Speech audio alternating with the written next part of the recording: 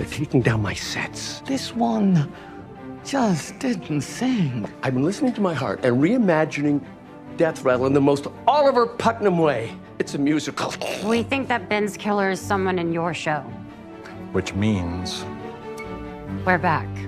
And today, that musical becomes a reality. Hello, I'm Zach, and Only Murders in the Building Season 4 has released when this video airs. So in honor of one of my new favorite shows, I will be pitching you the in-universe musical, Death, Rattle, Dazzle. As this show had an incredibly in-depth and immersive advertising campaign, no detail will be left out. I've rewatched every episode of Season 3, and every song, line, plot point, character, and idea will be included. The theme of this show, or at least my own interpretation, is for the sake of a child, the bond between a mother and a child. How far will you go to hang on to that dream and the sins of the father, or in this case, also mother? The show is laid out in full for Season 3, but there are some scenes and songs that don't have a specific moment or time attributed in the musical. I will be placing these mystery portions of the show where I feel best fits the narrative. I might have missed a few things, so let me know down in the comments what needs to be reviewed. But nonetheless, this is Death, Rattle, NYPD, motherfucker! Act 1. Set in 1930s Nova Scotia, the show opens with a private detective played by...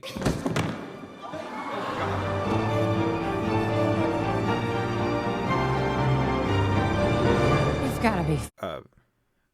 played by... It's Jonathan. He can't go on. He's taken a bunch of pills and he is completely out of it. The leading man cocktail. Sweet Jesus! Okay, played by writer and director Oliver Putnam, singing a bombastic song introducing us to our story. When you're a creature of the night. In this song, our lead detective arrives at the lighthouse, setting the stage for our grisly crime scene. A mother choked to death with a rattle and pushed out the window onto the rocks below. The only witnesses? Her 3 triplet infant children, Penelope, Patrick, and Paco. Could any of these 3 children have committed such a violent deed? Or is there a more complex plot brewing on the shores? When the song wraps up, we also meet the nanny. And cue the nanny. Who goes there?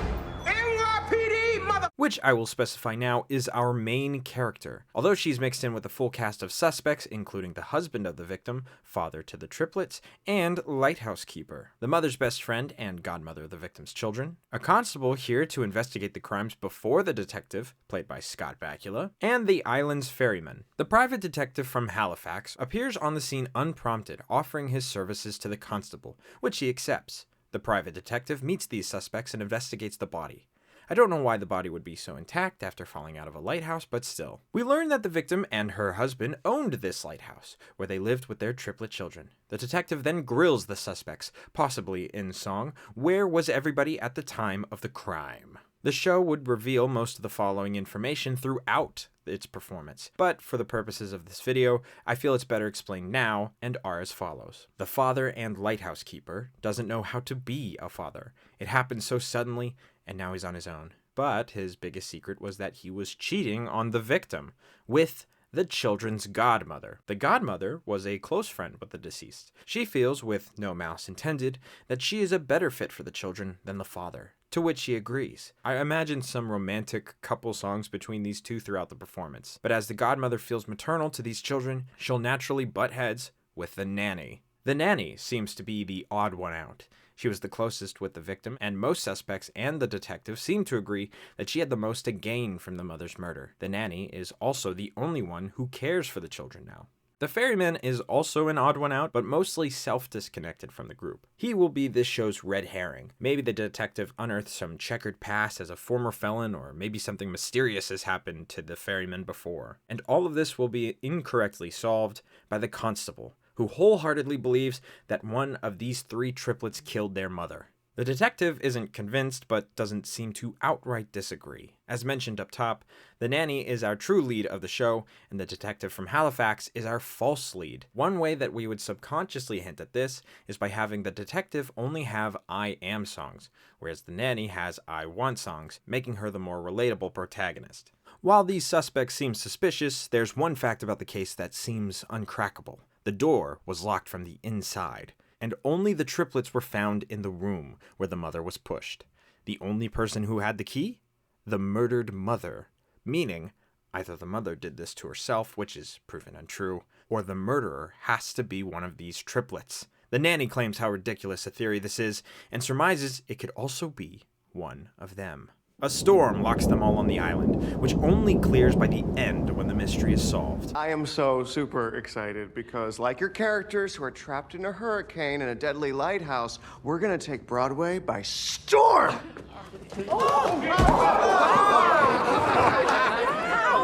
To help soothe the children's cries, the nanny decides to sing them a lullaby and put them back to sleep, while the detective continues to investigate. This is when audiences are treated to the song that sells the nanny as our lead. My love is a lighthouse, so darling, my darling, look for the light. We see how good of a person and mother she can be compared to everyone else. She is the children's lighthouse, and she will protect them from all that is evil, no matter what. From here until Act 1 finale, there's a lot of gray area of what exactly happens next, so to quickly run through it, the nanny is falsely accused of being the murderer, but as more clues and facts are revealed, her false conviction seems more and more flimsy, especially as the godmother comes to her defense, as she was watching from the door in the scene prior. Different suspects investigate the triplets, unsure of their potential lethality. The constable is constantly told that the triplets couldn't have done this, but he doesn't believe anyone. The biggest revelation is when the father theorizes he never got the mother pregnant in the first place. This could also be exposed through some miscellaneous clues. So who would be the real father? Now this is where we would include a potential plot detail that might not be worth exploring, but I'll mention it here because I think that there is something there. Maybe there's a famous serial killer in the Northeast that is still on the loose, and maybe someone stupidly theorizes that this serial killer might be on this island. Of course, it would be dismissed, and then later revealed to be completely true. And the final big moment, the ferryman is revealed to be the possible killer as his checkered past comes to light and runs away. Everyone is split up at this point. The Act 1 finale. The nanny thinks that there's never a reason to take another life, but is challenged here when the suspects chase the ferryman. However, the nanny quickly realizes through previously revealed information that the ferryman couldn't have been the killer. At the end of Act 1, she declares that she will solve this case, clear her name, and find the true killer. Most likely in some epic song. And just at the final note, the suspects find the next victim, the ferryman. Curtains. I'll note here, another potential victim for this part of the show could have been the constable, and I also found some sources that this is where the character would have been killed, but my guess, as we'll see in a second, is that it happens in Act 2. The suspects are scrambling, unsure of what to do next. This is when things get heated up, and fingers are pointed from person to person. Let's speed things along. The next people murdered, the father, then the godmother, leaving only the nanny, private detective, and the constable. The former, at the time of the next few murders, chooses to confront the triplets once and for all. This leads to another incredible song.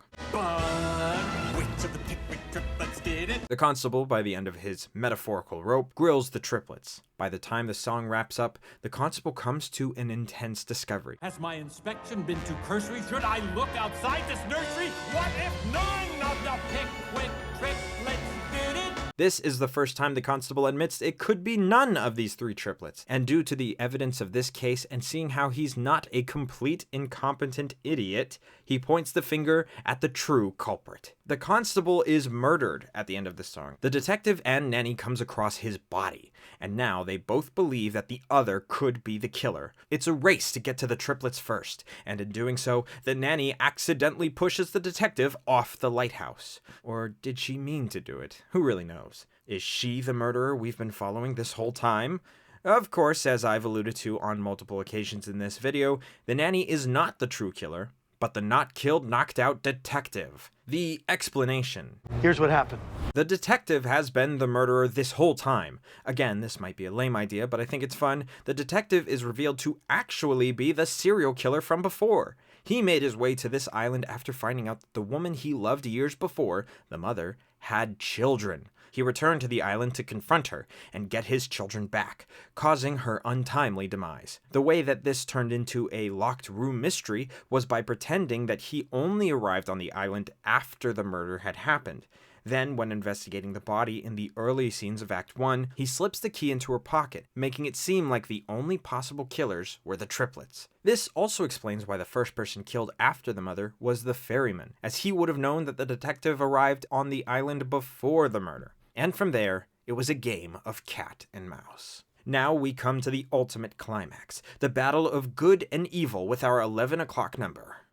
For the sake of a child. In dialogue pockets between verses, the killer detective says he's so respected in this community, he'll blame the nanny for everything. Finally, after solving the case and being pushed to her limit, the nanny goes back on what she said during the musical, how a life is never worth taking unless it's for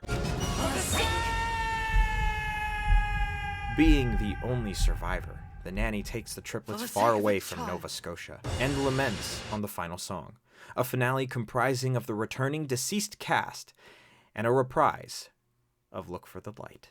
The end. I can't explain it any more than I can explain the plot of this musical.